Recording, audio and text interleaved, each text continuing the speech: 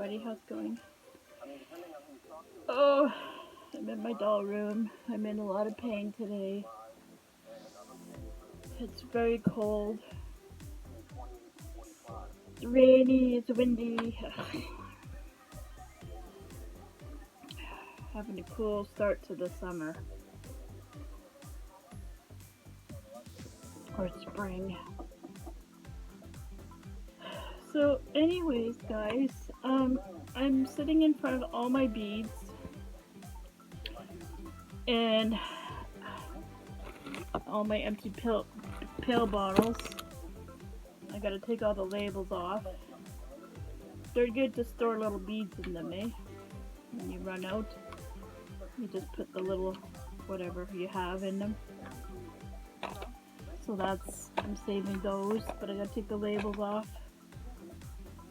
I'm not feeling very good today.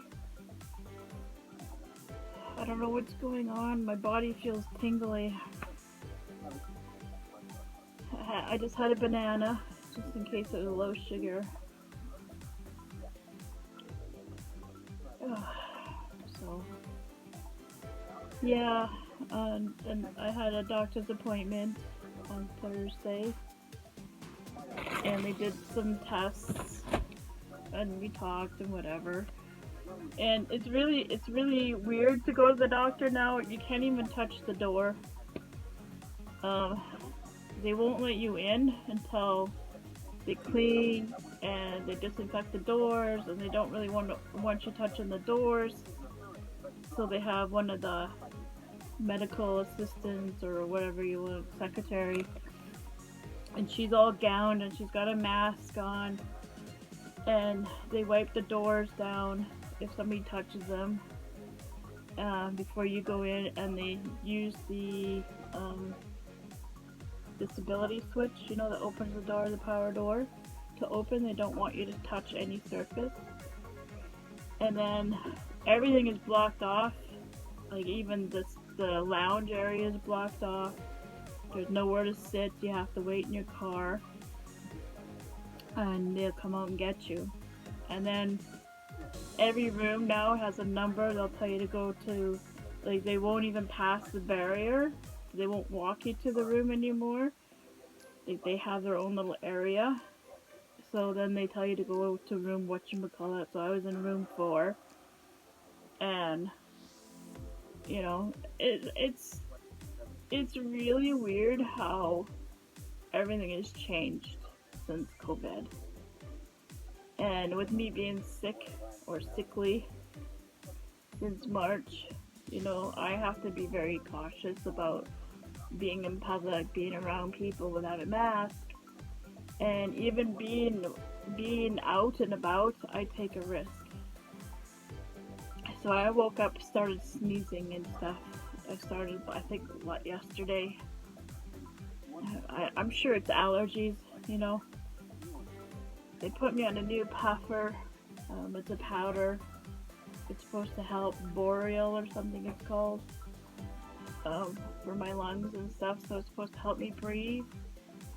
Well, I took a puff before I went to bed, and I woke up in the middle of the night just coughing and coughing and coughing and coughing and coughing, and I just went, I'm one of those people, it's hard for me to wake up, you know, when I'm out sleeping, and so I didn't really get up to take a rescue puffer last night. I think I coughed for about 20 minutes and went back to sleep. But I was in that in between the awake and the sleep stage, you know, where the brain is kind of awake but the body's like still sleeping, kind of. And it's only 8 degrees out. 8. And the wind is so cold, and it's rainy. Like, it's been so cold I can't even spend the night out in the camper. That's how cold it is. So, which is okay, because then I can sleep in my bed, and I'm not forced to sleep on that little tiny cushion in the camper, because I can't crawl up in the stairs to use the loft. It's too hard for me. And so anyways, The government's doing the diabetes thing, doing a diabetes survey, so I took part in that. And they said, she goes, well, we answered a bunch of questions, like, you know, why I couldn't take the metformin. Well, the metformin made me sick as a dog, violently sick. So I went on Januvia, which is good, and I went on some other pills. I take 2 of those a day, and I take the Januvia, which is it seems to be going okay. I only take it when I eat a big meal. You know, I take my pills when I eat a good meal, and that's like once a day. Like I'll have a banana, right? But that's not really a meal, so I don't take my diabetes pills until I have a meal, right? Because you know you don't want to have a super low when you're not really eating a whole lot. So anyways, I had to do this feeling test because I'm having MS symptoms again. And I don't really talk about it because it's intermittent MS symptoms, and it's been going on since I was in my 20s. And they couldn't find anything substantial, so then they said, well, it's probably fibromyalgia. So I've been suffering from fibromyalgia since I was in my 20s.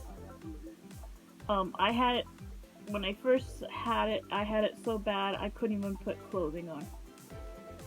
I couldn't even be lightly touched like this because it felt like somebody hit me with a baseball bat. And I just got married. And let's just say it didn't go well. I couldn't walk. It got to the point where I couldn't walk. I was literally disabled, debilitated. I couldn't do anything. And I think that went on for about 6 months to a year.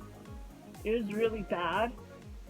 I would be crying, even having sheets, you know, laying down in bed. I would be crying because even the sheets, covering with the sheet, hurt me. And I've had a few concussions and accidents over the years. Some from the car, some from swimming, some from child abuse. So it's been kind of iffy, you know, trying to diagnose me. They did do a lupus test. I tested negative for lupus. I do have osteoarthritis really bad in my neck. I have a C5, C4, C3 injury from the swimming accident when I was a kid. A kid jumped off the diving board, and when I was coming in, he went feet first in my head. Pretty much tore all the ligaments and stuff in my head and my neck. I had to be rescued out of the pool and into an ambulance, and then they did a whole bunch of tests, and I ended up having to wear a collar for a long time. I got bullied in high school over that one for a long time. I got bullied. I've been bullied my whole life. It just never stops. I've got grown-ass men bullying me. I got grown women bullying me. It's tough. So anyways, I got a prick test on my feet. The big toe was reactive on my right side, was very active. Like it twitched, you know, I didn't like it. But my left foot, there was nothing, and then the rest of my toes, there were nothing. I had some feeling in my arch, but the pads and everything, I didn't really feel anything. It was like a dull poke. So I've lost feeling in my feet, which is not good. So we don't know if it's because of the spine in my neck or it's diabetes. But it could be a mixture of things, you know, from the injuries and stuff, maybe MS. The reason why we're saying MS symptoms again, because I'm feeling the electricity. It feels like especially right here across the belly, it feels like I'm being hit by lightning. And I had symptoms when I was 18, 19 of MS. I remember dancing, and I was dancing, and it felt like I was electrocuted. That's how it felt. It felt like I was electrocuted. It went from my toes right to my brain, or brain to my toes. Like, I literally went dark for half a second. It went dark, and it felt like electricity. And when I was pregnant with my son, I was standing in line, and I went blind. And I think I was blind for a minute and a half. I was like completely blind. I couldn't see nothing. It was completely dark. And then when I moved here, I had the same sort of symptoms. I was watching the hockey game, and then I felt this electricity, whatever. It's hard to explain, but I didn't feel good. And I got up and I went home. Like, it's that kind of thing. You know, I've been to the brain neurologist, and stuff. They can't find anything. So what they call it is intermittent MS. Basically, you have symptoms, but there's no conclusive with it. So when you have all these different illnesses going on, it's really hard to diagnose. But she wants me to go for another neurology test. It's been a while. And an eye test, obviously. I'm due for my eye check, because you have to have an eye check every year for your diabetes. Plus I need glasses. So it's like, I always feel like I'm doing a lot, like going through a lot, and I'm too young to go through all this. But, I was medically induced menopause. I went through full menopause in 2011. And it hits you hard. You lose everything. Your hair, my hair's thinned right out. It falls out.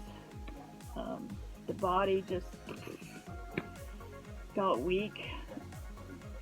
Things I used to be able to do, I can't even do, Like before, I was able to lift those two 18.5-liter water jugs, like, no problem, and now I can barely lift one.